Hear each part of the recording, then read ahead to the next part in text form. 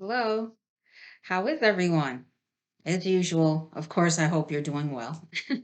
So, today's video is going to be about interpretations. Yeah. So, many who read the Bible interpret it a certain way versus another person, religion, organization, what have you.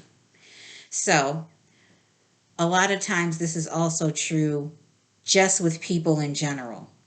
There are ones who may know certain people and they hear different stories from each individual, and they always say, oh, there's always two stories to whatever situation is being portrayed or conveyed to that individual, or interpretations, how each individual sees what they want to see. Now, this is true to a point, because just like within the Bible, there's many translations and there's many people who interpreted those translations differently based on what they wanted that interpretation to convey, which is why we have so many translations of the Bible. Now, the thing with interpretations are anyone can have their own interpretation, but the truth can never be interpreted. The truth always is. So you can have many interpretations depending on, like I said, what the one interpreting wants you to believe, but there will always only be one truth, no matter who interprets what. There is always the truth. And you can't have different versions of the truth. There is only one. Okay? So, what I wanted to do is just give an example of this from one scripture found in several translations of the Bible. And it's going to be in John chapter 1 and verse 18. So, first of all, I'm going to show you the one from the English Standard Version, and that's John 1:18. Okay? Hopefully you can see this. Okay, so that says, no one has ever seen God, the only God, who is at the Father's side. He has made him known. He being Jesus in that last sentence. Okay, now the New World Translation. No man has seen God at any time.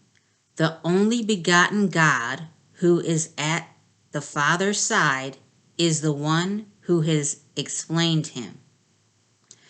Okay, now the New King James Version. No one has seen God at any time. The only begotten Son who is in the bosom of the Father, he has declared him.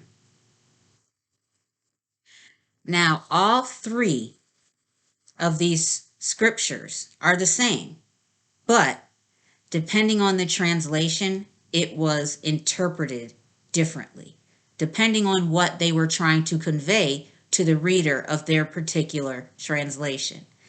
Now, out of these three that I read, there is one that actually was translated in the most truthful manner. Now, if you've known what I've been teaching all along about the true God, the true Father, who Jesus was in relation to all of these, the English Standard Version is the one that aligns the most with the actual truth. Because that one says, no one has ever seen God. That's true. No one has ever seen Mother, who is the only God, who is at the Father's side. Now remember, if you remember the chart that I showed you, there's God, and then there's the Father, or what humans can relate to as the sun energy in the Milky Way galaxy. So that scripture is accurate. That's the truth. This isn't just an interpretation. So, also in the last part, he has made him known.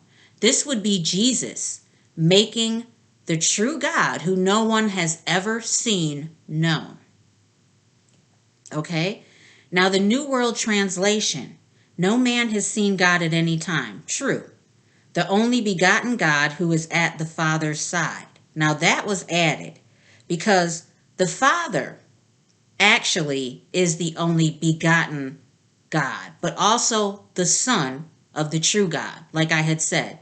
But the Son of the true God and Jesus are not the same entities in the Bible. But through false teachings, this is what has been taught.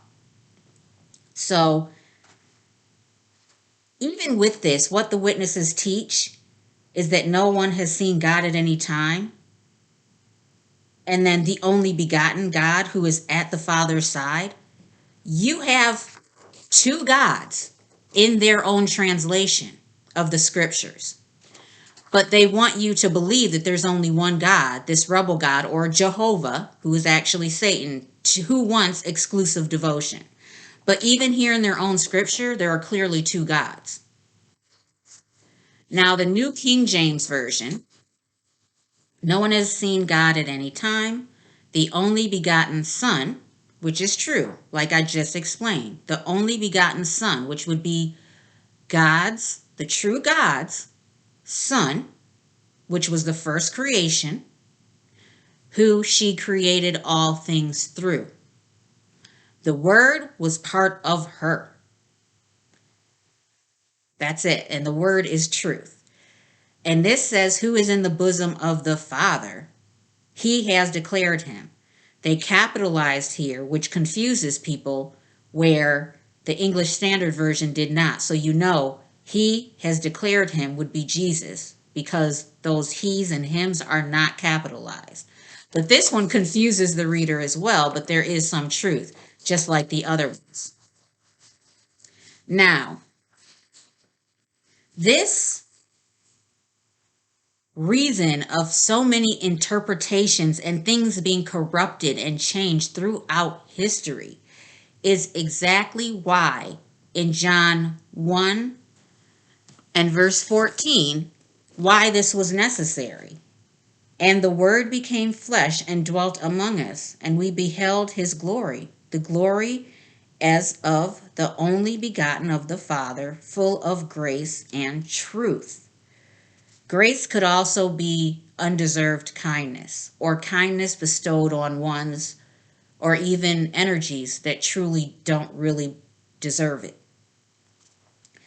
Now, in 17, for the law was given through Moses, but grace or undeserved kindness and truth came through Jesus Christ. Now, this is also true. The truth came through Jesus Christ because of his source and the origin of which he came, which was the Word, which actually was part of the true God. And because the true God always existed, always, the truth never changes. But many people's interpretations of the truth does, based on what they want the person they are portraying this interpretation to believe. So that's what I wanted to say for today. There's only one truth, many interpretations. There's only one true God, but many imposters. There's only one true Christ. There's only one true Christ energy, but many imposters. And you would know the real one from the teachings and the love that's displayed. Unselfish love. That's it. All right. So in my next video, what I'm going to do is actually cover what was spoken about here. For the law was given through Moses, but grace and truth came through Jesus Christ. What does that mean when Jesus was referring to this. That's what I'm going to get into in my next video. Okay, till then, stay well. I'm sending my love and peace to you, and I hope that no matter what you're facing, you can be strong. Show yourself love and patience, okay? Take care. Bye.